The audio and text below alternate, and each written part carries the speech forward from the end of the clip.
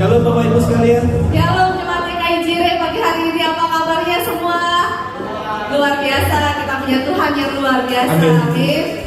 Seorang dapat menanggung kesedihan sendirian, tetapi dibutuhkan dua orang untuk berbahagia. Dalam Matius 18 ayat 20 berkata demikian. Sebab di mana 2 atau 3 orang berkumpul dalam namaku, di situ aku akan di tengah-tengah mereka. Mujizat Tuhan terjadi ketika ada hati-hati yang disatukan dan diserahkan untuk mempercayai kuasa Tuhan. Tak sekalipun Tuhan mengingkari firman-Nya. Amin. Bapak Ibu yang dikasih oleh Tuhan, mari pagi hari ini kita sama-sama bersukacita, antusias merayakan ibadah kita dengan untuk kebahagiaan kita, untuk kemuliaan nama Tuhan Yesus. Amin. Amin. Selamat beribadah. Tuhan Yesus memberkati. Shalom saudara. Apa kabar? Luar biasa, puji Tuhan. Saya percaya kita semua yang ada pada pagi ini orang-orang yang mengalami kasih setia Tuhan. Amin. Berikan dulu salam pada samping kiri kananku, katakan kau orang yang luar biasa. Luar biasa. Thank you Jesus. Terima kasih Tuhan. Kita mulai ibadah kita, sama-sama kita berdoa. Silakan duduk saudara. Bapak, kami mengucap syukur buat pagi ini Tuhan, Engkau kumpulkan kami bersama-sama Tuhan, untuk kami mau memuji dan meninggikan akan nama-Mu. Kami percaya Tuhan, kehadiran-Mu Tuhan di tempat ini dapat menguatkan hati yang lemah, memulihkan yang sakit Tuhan. Dan kami percaya terobosan-Mu Tuhan terjadi dalam ibadah kami pada pagi ini Tuhan. Kami undang kuasa Roh Kudus-Mu Tuhan, hadir di tengah-tengah kami Tuhan, melawat kami umat-Mu Tuhan, dan kami mau memberikan yang terbaik Tuhan untuk Engkau, sebab Engkau baik Tuhan dalam kehidupan kami. Saatnya kami akan memulai Tuhan ibadah kami pada pagi ini bersama-Mu di dalam nama Tuhan Yesus Kristus. Amin. Terima kasih Tuhan. Engkau Allah yang setia dalam kehidupan kami. Kami mau memuji Engkau, Bapa yang baik. Terima kasih Tuhan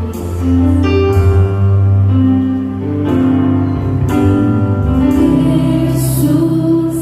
Engkau telah memulai segala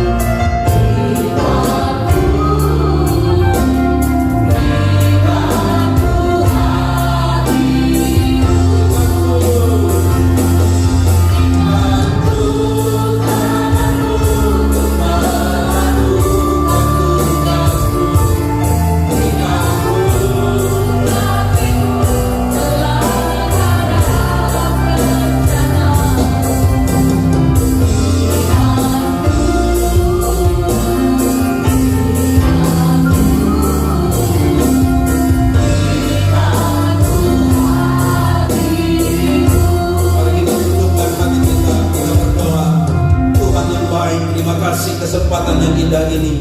Kami ada di rumah Tuhan, rumah roti, rumah berkat, di mana berkat yang dunia tidak mampu sediakan itu ada di rumah Tuhan. Sukacita, damai sejahtera, berkat jasmani, berkat rohani itu menjadi bagian setiap hidup kami. Karena kami punya Tuhan yang sangat baik, sempurna dalam semua perbuatannya. Hari yang indah ini Tuhan, berkenanlah manis Kau dengar setiap pujian penyembahan kami. Karena dengan apa kami dapat memuliakan, menyenangkan Engkau. Selain kami hadir hari ini, juga kami bawa korban persembahan bibir lidah kami, mengagungkan dan memuliakan Engkau. Berkati setiap hidup kami, biarlah setiap kami menjadi umat yang suka menyembah dan memuji Engkau. Waktu yang baik dan indah ini, kami akan mendengarkan sebagian firman-Mu. Buka hati kami. Kami menyadari manusia tidak hanya hidup dari roti nasi saja, tapi manusia juga hidup dari setiap kebenaran firman-Mu. Kami percaya firman itu hidup. Dia sanggup menghidupkan setiap kami, sehingga hidup yang kami hidupi bukan hanya punya nafas kami bergerak, tapi sungguh hidup kami hidup yang berdampak, hidup yang bermakna, hidup yang mempermuliakan pencipta kami yang hidup. Berurapi hamba-Mu, urapi kami sekalian yang memberitakan, yang mendengar, sama-sama diberkati oleh Tuhan. Sembuhkan yang sakit, kuatkan yang lemah. Kami selalu percaya orang yang berjumpa dengan Tuhan dan firman-Nya tidak akan pernah sama kehidupannya. Olehnya Tuhan, ubah kami, baharui kami, agar hidup kami selalu menjadi manusia baru di dalam Tuhan. Berfirmanlah, berkata-katalah, sebab anak-anak-Mu telah siap mendengarkan Bapa bersabda. Dalam nama Tuhan Yesus Kristus, umat yang percaya siap mendengarkan firman Tuhan. Sorakan 3 kali amin. Amin. Amin. Amin. Tepuk tangan yang baik buat Tuhan kita. Puji Tuhan. Silakan duduk Bapak Ibu Saudara sekalian yang dikasihi dan diberkati Tuhan. Juga terima kasih untuk tim Praise and Worship yang telah mengambil bagian dalam pelayanan pada minggu yang indah ini. Salam sejahtera buat kita semuanya. Shalom. Puji Tuhan. Saya sangat senang, sukacita kembali dapat berjumpa dengan Bapak Ibu dalam menyampaikan firman Tuhan buat kita pada hari ini. Bulan Agustus dikenal sebagai bulan merdeka orang Indonesia. Olehnya lah terimalah salam saya, merdeka. Kira-kira begitu. Alright Bapak Ibu, baik, dengarkan baik firman Tuhan. Ambil tempat duduk yang baik untuk kita sama-sama mendengarkan firman Tuhan. Saya langsung munculkan update terbaru. Polisi tembak polisi. What's wrong? Kenapa polisi harus tembak polisi? Bukankah seharusnya polisi harus menembak penjahat? Bukankah seharusnya polisi harus menembak yang disebut dengan begal? Dan bukankah seharusnya polisi menembak yang disebut dengan yang berbuat kriminal? Kenapa judulnya adalah polisi tembak polisi? Ternyata Bapak Ibu sangat-sangat sadis. Ada di sana Barada E dan kemudian ada Brigadir J. Dan ternyata ujung punya ujung, update terkini yang menjadi aktor intelektual dan pelaku dan sekaligus inisiator dalam kejadian ini adalah FS. Siapakah dia? Tanyalah Jeffrey, karena dia orang Toraja. Tragis memang Bapak Ibu, sangat tragis. Padahal Indonesia mau menyambut kemerdekaan ke-77, ada berita yang demikian. Awalnya layaknya macam drama Korea, tapi ternyata di atas kuasa masih ada kuasa Tuhan. Di atas pengaruh masih ada pengaruh Tuhan.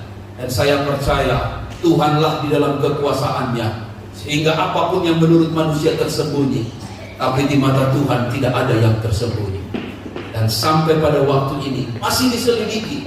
Dan sayang seribu sayang, harus 25 polisi diduga hambat kasus Brigadir J, dianggap tidak profesional, lalu dicopot, dimutasi. Dan sangat menyedihkan bagi seorang Kapolri adalah harus mencopot 3 jenderal, bintang 2, ada bintang 1, dan beberapa yang sangat-sangat terpengaruh, termasuk Kombes. Dan ini amat sangat melukai institusi Polri. Tentu Bapak Ibu tidak ada pilihan. Saya tahu mereka masih satu level, satu tingkatan, satu angkatan, tidak jauh beda. Umur FS baru 49 dan tahun depan dia berumur 50 tahun. Tapi ternyata harus dicopot dari jabatan yang amat sangat mentereng ini. Polisi harus mengambil langkah tegas. Aku mengasihi engkau, hai jenderal, tapi aku harus menegakkan keadilan. Oleh karena engkau, institusi ini menjadi buruk dan rusak. Itu yang disebut dengan kasih harus berkeadilan. Dia sangat mengasihi teman-teman ini. Dia sangat peduli akan masa depan mereka. Tapi institusi Polri harus ditegakkan. Demikian Bapak Ibu dalam kita mengikut Tuhan. Tuhan kita itu penuh kasih. Tuhan berkata dalam kitab Maliaki kepada hambanya yaitu malaikat, dan diteruskan kepada umat Tuhan pada waktu itu. Dia berkata, aku mengasihi kamu, firman Tuhan. Tuhan sungguh-sungguh mengasihi kita. Bahkan lebih lagi dikatakan dalam ayat berikutnya, dalam Maliaki 3 ayat yang ke-6, bahwa dikatakan bahwasanya aku Tuhan tidak berubah, dan kamu Bani Yakub tidak akan lenyap. Tuhan mengasihi Bani Yakub, sekalipun Bani Yakub ini, keturunan Yakub ini sering berubah setia. Awal menyembah Tuhan, kemudian menyembah Baal. Awalnya menyembah kepada Tuhan yang hidup, tapi menyembah kepada Allah patung. Tuhan murka, Tuhan marah. Olehnya ke-12 suku itu, sampai dikatakan Bapak Ibu, dari 12 suku itu ada 10 suku yang disebut dengan suku yang terhilang. Di manakah mereka? Sampai sekarang tidak ada yang tahu. Ada suku Yehuda, ada suku Benyamin, jelas. Tetapi ada 10 suku yang lain disebutkan hilang. Menurut Ibu Rita, betulkah mereka hilang? Mereka pro kontra. Ada mereka berkata bukan hilang, tapi tercecar kemana-mana. Tetapi benar, memang suku itu adalah oleh karena kesalahan, oleh karena pelanggaran, oleh karena dosa yang dikerjakan. 2 suku ada, 10 suku hilang. Tapi Tuhan kembali berfirman kepada Maliaki, aku mengasihi Bani Yakub. Untuk menjelaskan kepada kita 3 poin Bapak Ibu, bahwa Tuhan sangat mengasihi kita dengan sungguh-sungguh. Always has, always will. Dia sangat mengasihi kita. Dan saya ingin terangkan 3 bagian. Yang pertama, Tuhan itu adalah kasih. Katakan amin. Tuhan itu adalah kasih. Dia tidak bisa tidak mengasihi. Itulah karakter Tuhan, itulah tabiat Tuhan, itulah pribadi Tuhan. Dan dia mengasihi engkau bukan karena engkau baik. Dia mengasihi engkau bukan karena kau rajin ke gereja. Dia mengasihi engkau bukan karena kau lebih baik dari orang lain. Tapi dia mengasihi kita karena memang dia kasih adanya. Harus clear dalam hal ini. Olehnya apapun perbuatan Tuhan, apapun rencana Tuhan, apapun pekerjaannya Tuhan, apapun yang Tuhan sedang kerjakan di hidupmu, ingatlah, God is good all the time, and all the time Tuhan tetap baik. Haleluya. Mungkin ada air mata hari-hari ini, air mata berdoa, air mata kesedihan, air mata kesusahan. Tapi dengar baik, God is good. Mungkin engkau berkata, why suffering, why me? Hai penderitaan, mengapa kepada harus aku? Jawabnya adalah God is good. Roma 8:28 mendatangkan kebaikan bagi orang yang mengasihi Tuhan. Tuhan itu baik, katakan amin.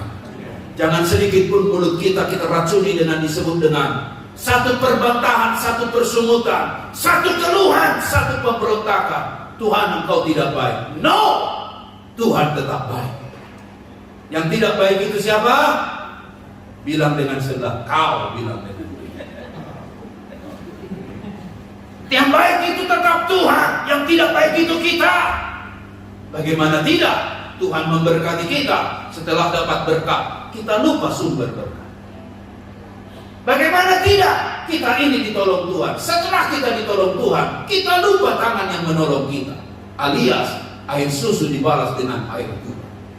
Kebaikan Tuhan kita balas dengan ketidaksetiaan. Kebaikan Tuhan kita balas dengan pemberontakan. Bukankah itu artinya kita tidak baik? Dulu kita berjanji di kaki Tuhan, Tuhan, nangisnya luar biasa, sampai ingus dan air mata susah dibedakan.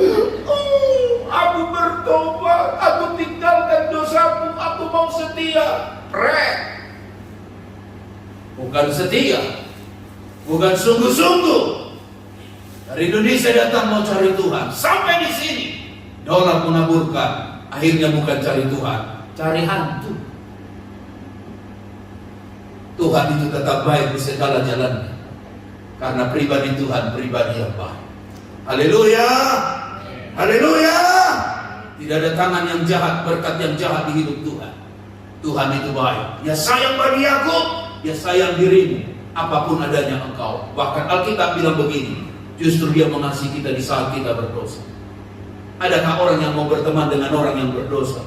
Hanya setanlah. Tapi Tuhan bilang begini, aku mengasihi engkau sampai dosaku ambilnya, dipakukan di atas kayu salib, hendak membuktikan bahwa dia mengasihi kita bukan berdasarkan kepada objek, tapi memang menunggal dia. Dia kuat di dalam hal itu pribadinya Tuhan. Dia mengasihi kita apa adanya.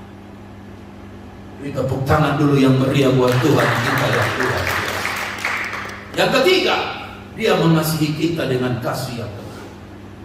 Manusia kadang mengasihi ikut musim.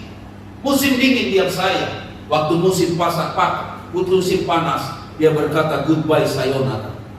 Ada banyak orang mengasihi, ingat keadaannya.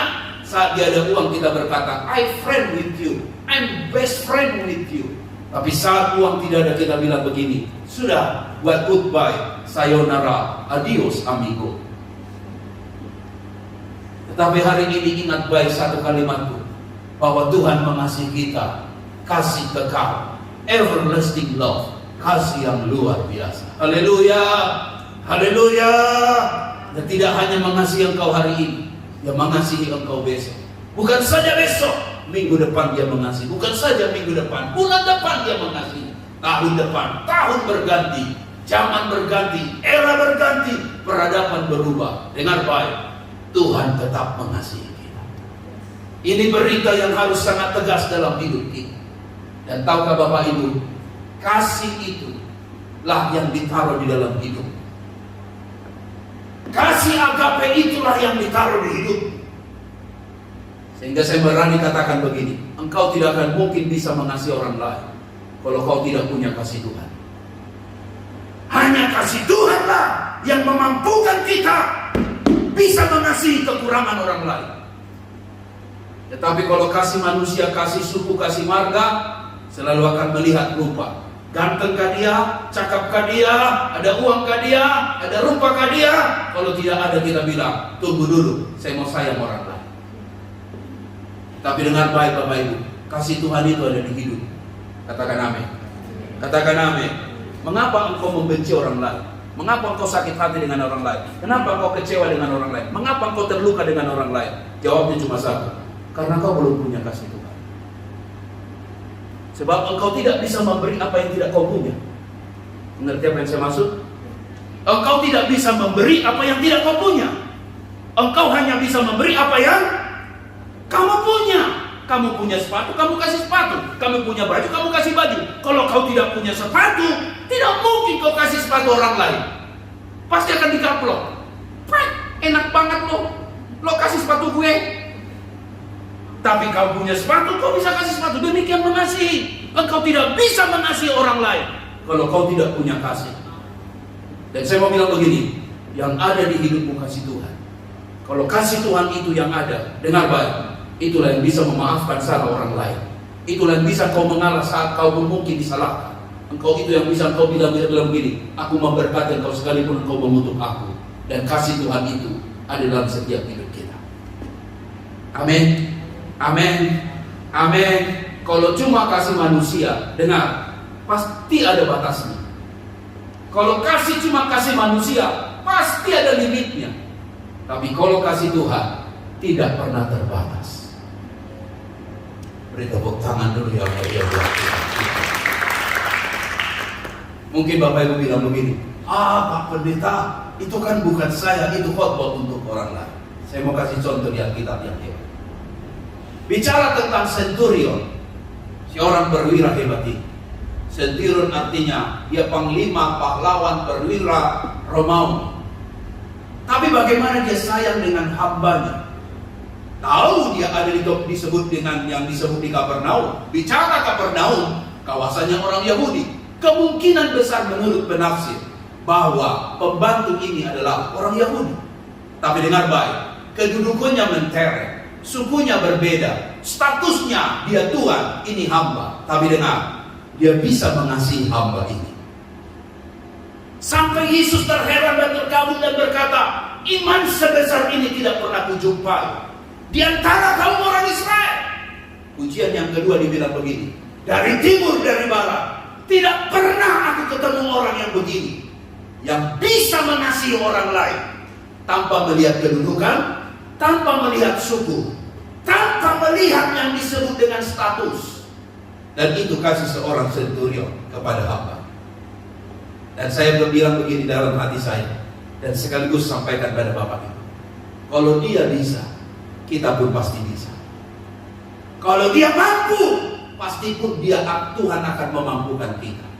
Sehingga dengan baik, gereja tidak lagi dipenuhi orang yang luka, gereja tidak dipenuhi lagi orang yang sakit hati, gereja tidak dipenuhi lagi orang yang dendam. Tapi di sekitar kita tetap bisa menebarkan kasih, sekalipun ada perbedaan di antara kita. Amin. Haleluya. Amin. Kasih dari Tuhan itu luar biasa. Poinku berikutnya adalah hendak menjelaskan Maliaki 3 ayat yang kedua dan ayat yang ketiga. Yuk baca dulu keras ayat ini dengan hebat, dengan mantap. Baca bersama 1, 2, 3. Aku mengasihi kamu, firman Tuhan keras. Tetapi kamu berkata, bukankah Esau itu kakak Yakub? Demikianlah firman Tuhan. Namun aku mengasihi Yakub, tetapi membenci Esau. Sebab itu aku membuat pegunungannya apa? Menjadi sunyi sepi, dan tanah pusakanya kujadikan padang. Ayat ini jelas, tentu kita tahu Bible story-nya. Aku mengasihi Yakub, tapi membenci Esau. Kita tahu bersama peristiwa dan cerita ini melalui acara-acara komsel atau Sunday School. Tapi ada satu pertanyaan Bapak Ibu. Ternyata cerita kitab Maliaki ini ada di kitab Roma. Di kitab Roma 9 ayat 13-14 juga bilang begini. Baca keras yuk, 1, 2, 3. Seperti ada tertulis, aku mengasihi Yakub, tetapi membenci Esau. Jika demikian, apakah yang hendak kita katakan? Apakah Allah tidak adil? Tadi saya sudah jelaskan tentang kasih itu. Tetapi kenapa ada ayat aku mengasihi Yakub tapi membenci Esau? Apakah Allah tidak adil? Sini ada adikku Beni. Tolong kasih sedikit komentar Ben. Apakah Allah itu tidak adil? Allah adil. Tapi mengapa dikasihinya Yakub, dibencinya Esau?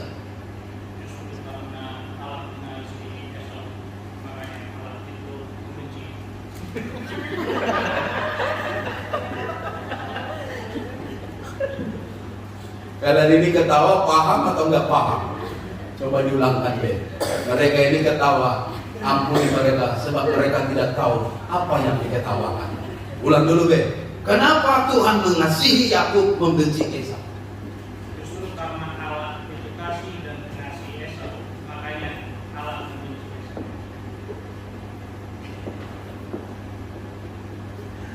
Luar biasa ini. Ini sampat keluar ya. Ini S3 bisa bingung sedikit.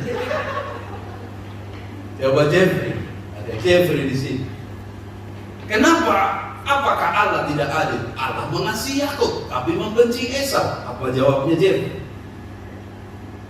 Kalau bagi saya Allah itu tetap adil. Yang dibenci itu bukan Esau, tapi yang dibenci itu adalah dosa. Ada pemahaman yang lain, padahal satu tempat dulu. Keren, luar biasa. Sama-sama alma mater kan? Saya nggak tahu satu sekolah sore atau sekali sekolah pagi. Biasanya sekolah sore cuma di gerbang.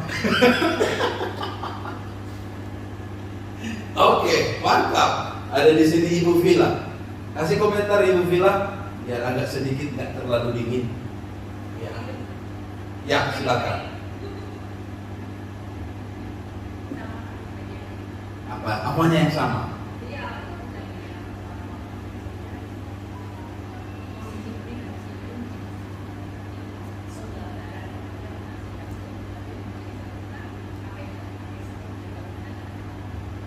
Berarti Tuhan membenci pelanggarannya, tapi mengasihi juga Esau. Luar biasa. Mantap, luar biasa. Tepuk tangan dulu kepada hamba-hamba yang luar biasa ini, bisa memberi jawaban yang hebat. Ada Pak Doni di belakang sana. Dia ketawa-ketawa dia. Dia pikir dia tidak kena tanya. Harus kena tanya dia. Iya. Silakan Pak Doni. Apakah Allah tidak adil mengasihi Yakub, membenci Esau? Allah itu tetap adil karena di firman Tuhan tulis Allah adil. Jadi kenapa Allah membenci Esau? Karena perbuatannya yang dilakukan. Karena perbuatannya yang dilakukannya. Berarti Tuhan bukan benci kepada Bukan. pribadinya, Iya. tapi Tuhan membenci perbuatannya atau dosanya. Mantap, keren. Mau lihat yang baru lagi, ada Pak Doni juga di sini. Doni Mina. Kasih pandangan sedikit Pak, sebab ini sudah mau kids fair kita ini. Apa menurut pandangan Bapak? Apakah adil Tuhan? Dia mengasihi Yakub, kok benci Esau? Ya adil, ya sama seperti teman-teman yang lain. Basically itu Tuhan itu tidak membenci seseorang atau pribadinya, tetapi emang Tuhan itu tidak menyukai dosa-dosa yang dilakukan oleh orang-orang. Mantap, thank you untuk semuanya. Ayat ini tidak berhenti di sini Bapak Ibu. Ayat ini ada sambungannya. Saya sengaja saya simpan. Mustahil. Artinya tidak mungkin Tuhan tidak adil. Di dalam kasih-Nya Tuhan itu adil. Katakan amin. Sebab dalam pengadilan Tuhan seperti ini yang kita bisa tahu. Yang pertama, pengadilan Tuhan itu berdaulat dan sempurna. Manusia, hakim manusia bisa salah, tapi kalau Tuhan yang mengadili, sempurna. Katakan sempurna. Katakan sempurna. Karena pribadi Tuhan itu sempurna, berdaulat, tidak bisa dipengaruhi oleh siapapun dan oleh apapun. Kasih-Nya, pengadilannya sempurna. Jadi apa yang diputuskan oleh Tuhan, tidak ada yang salah. Ayat itu dikutip perjanjian lama, dikutip kembali di perjanjian baru. Benar Paulus berkata kepada jemaat Roma, mustahil Tuhan tidak adil. Yang menurut manusia tidak adil, tapi menurut pengadilan dan kasih Tuhan, apa yang Tuhan kerjakan selalu adil. Amin. Amin. Yang kedua, bahwa penghukuman yang kepada yang salah serta berkat kepada yang benar itu selalu ada. Isitulah pengadilan Tuhan. Jadi jangan bilang begini, oh yang salah Tuhan biarkan. Tidak, yang salah pasti dihukum. Amin.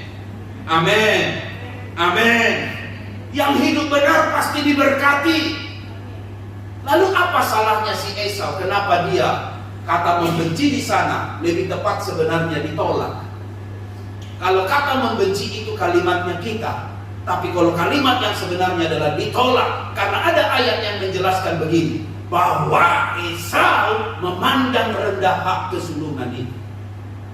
Itulah kesalahan pelanggaran Esau, yang dimana dia dihukum untuk ditaruh di negeri yang sunyi, ditaruh di negeri yang ada lalang dan yang tidak ada gandumnya, ditaruh di negeri yang asing, dan itu yang terjadi kepada orang yang salah. Pengadilan Tuhan sekali lagi adil, dan mustahil dia tidak adil, karena Tuhan kita, Tuhan yang berdaulat, yang sempurna, yang salah dihukumnya, yang benar diberkatinya. Katakan amin. Bapak Ibu, mari hargai hak kesulungan itu. Berulang kali saya selalu bicara dengan anak-anak muda dan sekaligus menegaskan kepada kita yang ada anak mungkin atau ada adik ipar, apapun terjadi, jangan jual Yesus karena cinta, karena harta, karena pangkat. Miliki hak kesulungan itu, hargai itu. Sebab kalau kau pandang rendah hak kesulungan itu, Tuhan akan hukum kita seperti Tuhan menghukum Esau.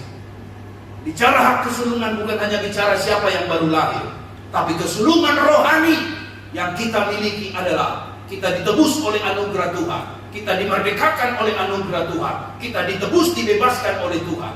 Hargai itu, syukuri itu. Belajar hidup setia. Apapun terjadi, tetap engkau berkata, sekali Yesus tetap Yesus. Amin. Jangan karena kesembuhan lalu kemudian cari dukun. Jangan oleh karena kekayaan cari gunung kawi. Kadang-kadang kita harus belajar dari si pesulap merah. Do you know him? Pesulap merah itu membongkar tentang praktek-praktek pendukunan. Yang ternyata banyak di balik itu adalah hanya tipu muslihat. Do you know pesulap merah? Yang rambutnya dimerah-merahin, bajunya dimerah-merahin, keren. Selama ini orang membongkar rahasia pesulap, tapi dia muncul membongkar rahasia yang buruk, yang jahat di balik perdukunan. Ya bagaimana dia membongkar tentang orang yang berjalan di atas beling itu. Saya lihat, buset. Selama ini kita kagum dengan orang yang berjalan di atas beling. Gak ada itunya, keluka. Ternyata yang tajam-tajam itu dibuang. Yang ada di bawah itu cuma yang biasa. Lalu dibongkar tentang jenglot. Do you know jenglot? Yang hantu itu, rupanya itu trik sihir, trik sulap. Ada yang jenglotnya berdiri, ada yang jenglotnya duduk. Dan kemudian ada jenglotnya matanya merah. Lalu kemudian ada jenglotnya yang ada nafasnya. Semua dibongkar bahwa semua itu adalah hanya trik tipu muslihat. Dan bagaimana tasbih itu katanya bisa berwarna. Rupanya tasbih itu ada dari kayu tertentu yang dimasukkan di dalam air hangat, dia bisa berubah warna. Tapi para dukun membuatnya itu menjadi ajimat atau menjadi jimat dan menjadi sihir, lalu kemudian praktek bisnis. Dimasukkan dalam air, minum katanya akan jadi obat. Ternyata kayu yang terbuat, tasbih yang terbuat dari kayu itu memang ada disebut dengan zat naturalnya yang bisa mengobati, tapi bukan yang disebut ada ilmu sihirnya di dalamnya. Itu cuma biasa. Dan si pesulap merah membongkar itu. Keren, saya bilang. Untuk mau dicelikkan mata rohani dan mata iman kita, kesembuhan tetap datangnya dari Tuhan. Dukun tidak bisa menyembuhkan. Kalaupun ada yang disebut paranormal, orang pintar, tapi dengar, di ujungnya ada kesesatan yang membawa kita kepada kebinasaan. Alkitab hanya mencatat Yohanes 10:10. Pencuri datang mencuri, membunuh, membinasakan. Awalnya memang ditawarkan yang baik, tapi nikmat membawa sengsara. Hari yang indah ini, dengarlah baik, bahwa Tuhan akan menghukum yang salah, tapi memberkati orang yang benar. Sejauh hidupmu benar di hadapan Tuhan, Tuhan akan pasti memberkati hidup kita. Amin. Amin. Olehnya taruh di imanmu untuk kau berkata, apapun terjadi, tetap setia kepada Tuhan. Haleluya. Apapun terjadi, tetap setia kepada Tuhan. Tidak ada gantinya, tidak ada bandingnya, tidak ada sandingnya. Sekali Yesus tetap Yesus. Itu yang harus ada di hidup kita. Haleluya. Amin. Beri tepuk tangan dulu yang baik dan meriah buat Tuhan kita. Lalu mengapa Tuhan menghukum si Esau? Poin saya yang ketiga, pengadilan Tuhan selalu disertai dengan pertobatan. Saya berani katakan kesalahan daripada Esau tidak jauh lebih besar dari pelanggaran daripada Yakub. Tapi mengapa Yakub disebut Allah Abraham, Allah Ishak, Allah Yakub, bukan Allah Esau? Mengapa? Karena Yakub bertobat kepada Tuhan, sehingga dia diberkati, dan dari keturunannya lah sampai kepada generasi Israel. Dan benar Bapak Ibu, di sungai Yabok itu dia bergulat dengan malaikat Tuhan. Disitulah ada rekonsiliasi, menyadari siapa dirinya. Lalu kemudian Tuhan menjamah hidupnya. Perjumpaan pribadi itu mengubah hidup Yakub yang dulunya penipu, diubah namanya jadi Israel. Artinya umat pilihan Tuhan. Hari ini saya mau katakan buat Bapak Ibu, di balik pertobatan ada pemulihan. Katakan amin. Katakan amin. Ada pemulihan. Masih ada beri Tuhan beri kesempatan buat kita. Bulan yang lalu saya pulang ke Indonesia. Pulang ke Indonesia itu nikmat rasanya. Selalu ingat pepatah lama berkata, hujan batu di negeri sendiri jauh lebih enak daripada hujan emas, hujan dolar di negeri orang. Ya nikmat, apa-apa murah, duduk di Joni Andrean, tangan dimasas, kaki dimasas, tangan dimasas, sampai diurut-urut, baru cuma $30. Bagi makan kiri nasi padang sederhana, ya harganya paling berapa? Ketemu lagi saksak, B2, luar biasa, keren. Tapi yang saya pulang itu, saya ada tekad. Saya mau nonton satu filmnya orang Batak, tapi sudah jadi nasional. Judulnya adalah Ngeri-Ngeri Sedap. Keren film ini. Diambil judul ini bukan dari seorang politikus itu, namanya Sultan Batugana, tetapi film ini diambil dari kalimat orang Medan, bahwa hidup ini memang kadang-kadang ngeri, kadang-kadang, nah begitulah kira-kira. Anda bukan orang Medan, tapi seperti sudah jadi orang Medan. Ngeri-ngeri sedap. Bagus film ini. Kenapa saya bilang bagus? Nampaknya temanya sederhana, tapi sangat menyentuh. Saya nonton bersama dengan teman S3 juga. Duduk bersama di Batam sana. Saya lihat dia, kok mulai ada hujan. Ku senggol dia, kawan, kenapa kau menangis? Ku bilang, iya, film ini sangat menyentuh. Saya bilang, kau menangis, aku pun menangis. Mari kita nangiskan tangis kita.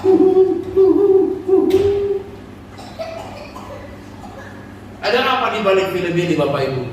Ada seorang bapak, sosok suami yang egois, tidak mau mengalah alias menang sendiri, tidak mau berubah.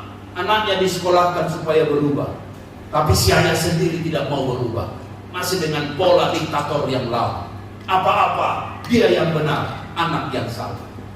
Apalagi ayah ini keras kepala. Saking begitu karakternya, semua anak-anaknya tidak betah di rumah. Betul namanya anaknya adalah yaitu Domu, Sahat, Sarma, dan kemudian Gabe. Tapi Domu tidak ada di dalam rumah. Apa artinya Domu? Nyatu. Apa artinya Sahat? Sahat artinya sampai. Apa artinya Gabe? Gabe artinya makmur. Makmur tidak sampai, damai tidak ada. Sarma artinya terser atau jadi terang, tapi tidak terjadi itu karena sosok suami yang egois, tidak mau berubah dan keras kepala. Tapi apa yang terjadi? Film ini happy ending luar biasa. Mengapa? Di akhir cerita, bagaimana si suami ini menyadari kesalahannya. Apa yang dibuat sehingga terjadi perubahan dan pemulihan? Pertobatan si sang ayah. Apa yang dibuat? Dia mau merendahkan hati. Dia pergi menjumpai anaknya Gabe. Menurut dia cita-cita Gabe adalah sebenarnya jadi sarjana hukum, tapi kok jadi pelawak? Itu membuat hati ayah tersayat. Karena bagi orang Batak jadi pengacara itu jabatan mentereng. Tapi kalau cuma stand up comedian itu bukan keren. Tapi dengan marahnya dia, Gabe tidak pernah mau pulang. Tapi setelah dia dijamah, disentuh oleh keadaan. Apalagi ketika dia menjumpai mamanya, udah gak ada yang masak nasi sama dia. Istrinya sudah lari, anaknya sudah pergi. Dia menjumpai mama. Dia bilang, "Ma, aku mau makan." Mamanya bilang, "Aku tahu pasti kau datang. Tapi kenapa mama sudah tahu masalahku, mama tidak tolong aku?" Mamanya punya kalimat yang hebat. Dia bilang begitu, "Sengaja aku tidak datang supaya kau belajar jadi ayah." Keren kalimat itu. Apalagi disertai dengan suara serak-serak basah dari seorang nenek. "Sengaja aku datang supaya kau belajar jadi ayah. Kau suruh anakmu berubah, kau sendiri tidak berubah. Tambahan saja yang terakhir.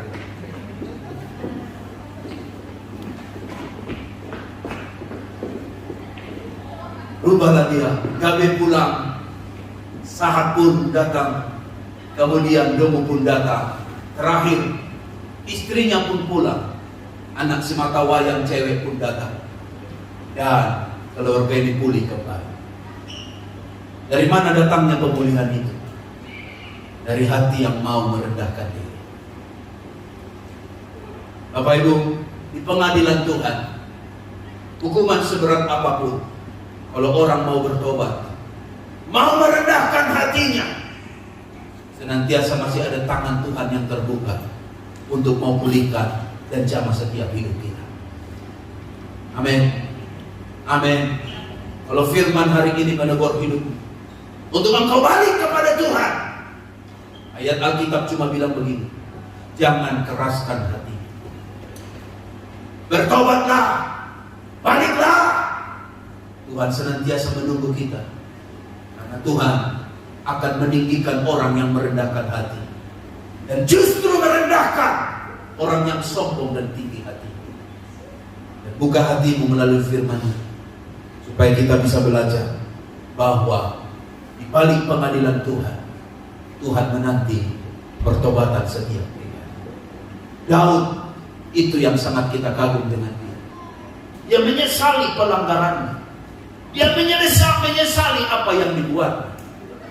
Tuhan pulihkan dia, dan Tuhan jamah dia. Tuhan sentuh hidupnya. Dengar baik, sampailah disebut Yesus itu anak Daud. Mengapa masih ada di sana nama Daud? Jawabnya sederhana, karena rusak sekali bukan rusak selamanya, hancur sekali tidak hancur selamanya. Di balik pertobatan ada pemulihan yang Tuhan bisa kerjakan. Beri tepuk tangan dulu yang meriah buat Tuhan kita yang luar biasa. Yang saya mau katakan hari ini sangat sederhana. Di balik cerita polisi tembak polisi, saya buka dari dengan awal itu, saya tutup dengan kembali dengan cerita itu. Hendak mau menyadarkan supaya pribadi tersebut mengakui, jangan lagi umpat membela diri, buat cerita baru. Apalagi saya baca autobiografinya, profilnya si kawan ini. Ternyata Bapak Ibu, Ferdy Sambo itu orang Toraja. Orang Toraja mayoritas Kristen, betul gak Ibu? Sambo itu adalah fam atau marga. Bapaknya bernama Peter Sambo, mayor jenderal. Lebih lagi di peristiwa ini sangat miris. Nama-nama rohani ada, Peter ada, Joshua ada, Eliezer ada. Sepertinya Alkitab sedang ada di pengadilannya orang Indonesia. Ayahnya Sambo ini Peter Sambo. Bayangkan Bapak Ibu, nama Joshua ada. Ayahnya Joshua siapa? Samuel lagi.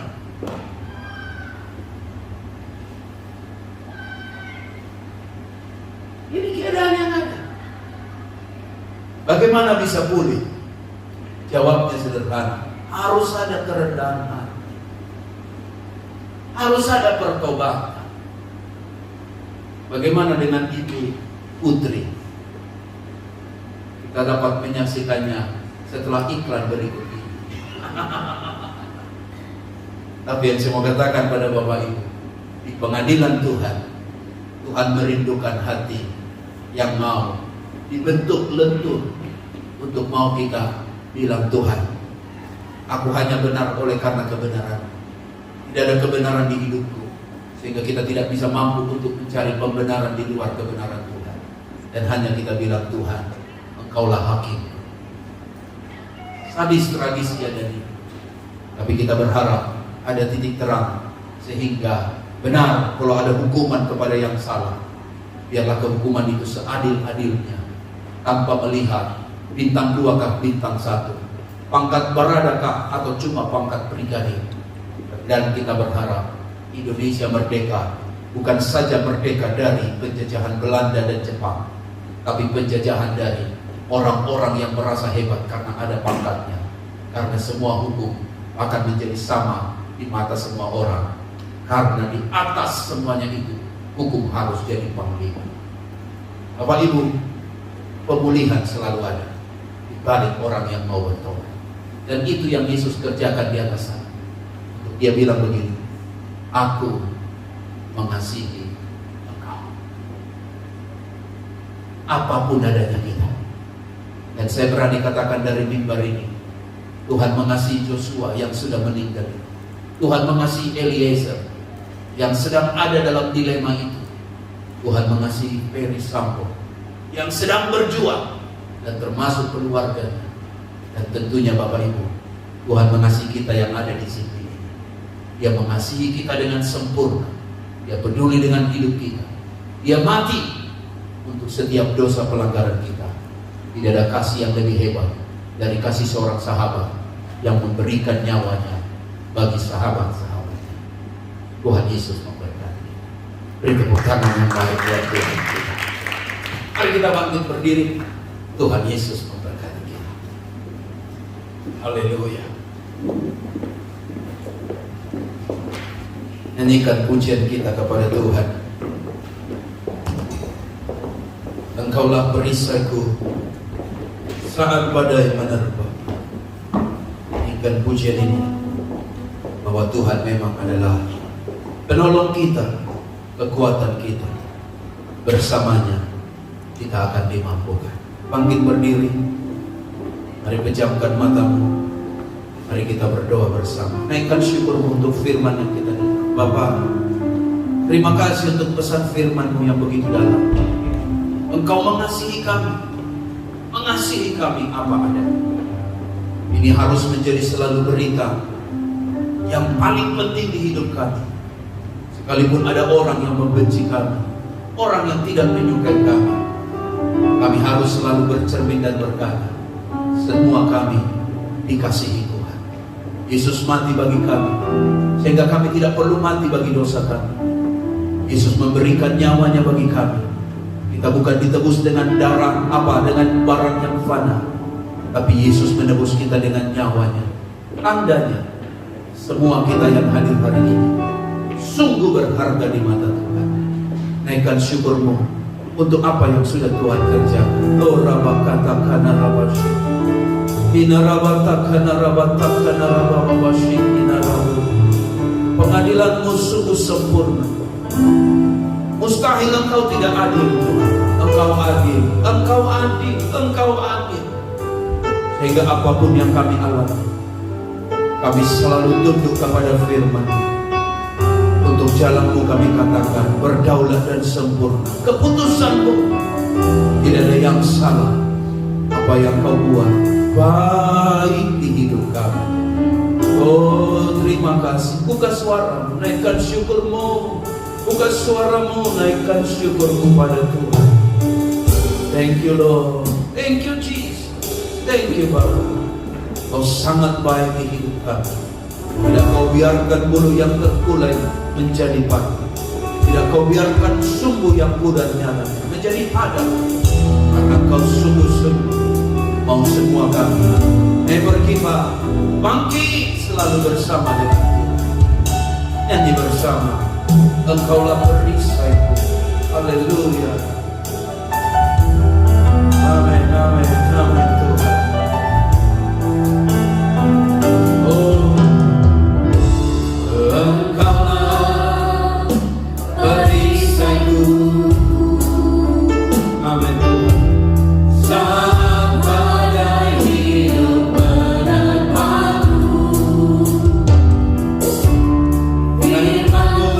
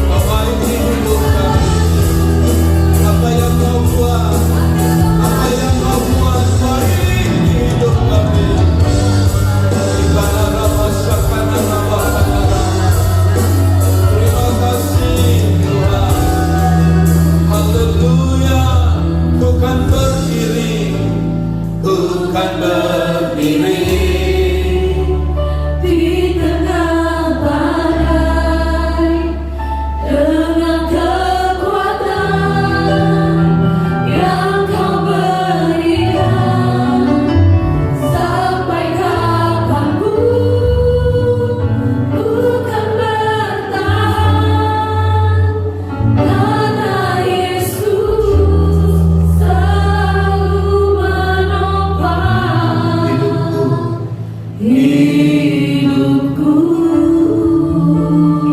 Ada yang Tuhan bicarakan hari ini buat kita. Jika engkau sedang berdiri di pihaknya firman Tuhan, jangan takut, kata Tuhan. Kalau engkau sedang berdiri sebagai orang benarnya Tuhan, dan firman hari ini datang kepadamu, Tuhan berkata, jangan engkau pernah mundur. Tetaplah berdiri di pihak Tuhan. Tetaplah berdiri di firman Allah. Kau akan lihat pengadilan Tuhan hanya menghukum yang salah dan memberkati yang benar. Terima kasih untuk firman. Terima kasih untuk firman.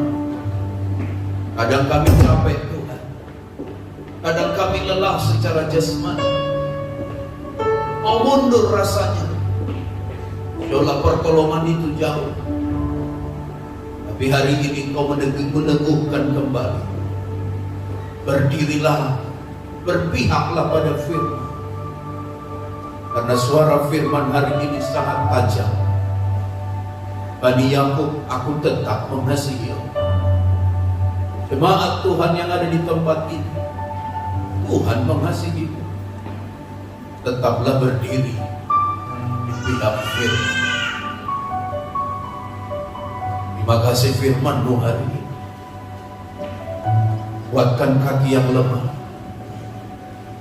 Kami tidak mau mundur dari firman-Mu. Lambat atau cepat Tuhan pasti akan genapi firman itu, bahwa yang benar akan Tuhan tolong. Orabakana rabasaka takana rabasaka. Sembah pujian kami padamu. Sembah pujian kami padamu. Terima kasih untuk firman.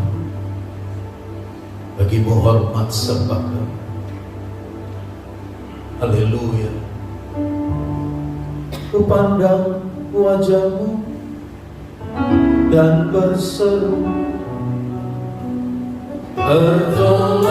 pertolonganku datang darimu.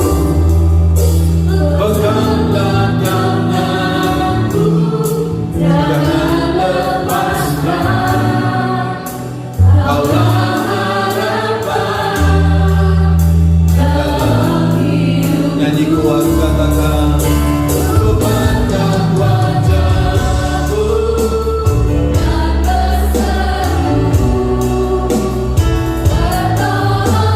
pertolonganku datang darimu. peganglah tanganku, goyangkan tanganku, pegang tanganku Tuhan, jangan lepaskan. Oh, ku pandang wajah-Mu, ku pandang wajah-Mu, Dan berseru, orang berseru, pertolonganku datang darimu. amin.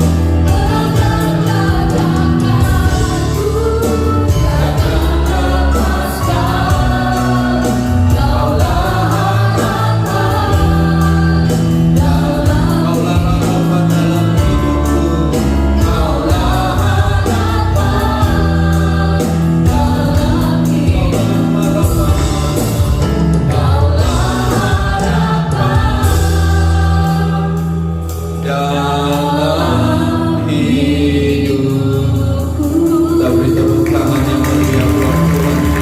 Lebih meriah lagi buat Dia Tuhan kita. Terima kasih untuk firman-Mu. Bagimu hormat pujian kami. Dalam Yesus Tuhan kami sudah berdoa bersama, kita katakan amin. Silakan duduk Bapak Ibu.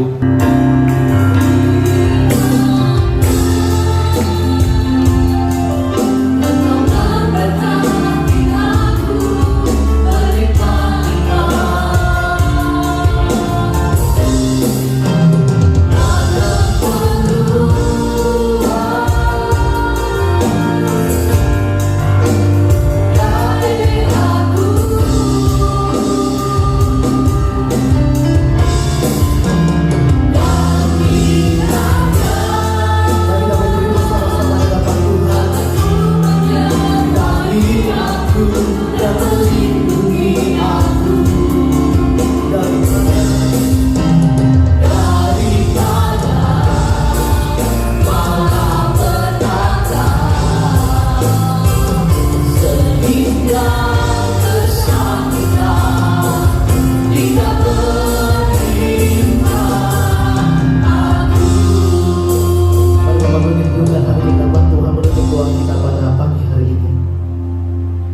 Terima kasih Tuhan buat kasih-Mu yang begitu besar atas hidup kami. Kasih yang tidak pernah pudar terhadap setiap kami. Bahkan saat kami jatuh, saat kami jauh daripada Tuhan, Engkau tetap mengasihi setiap kami. Terima kasih Bapa buat kebenaran firman-Mu yang Engkau sampaikan kepada setiap kami yang hadir pada pagi hari ini.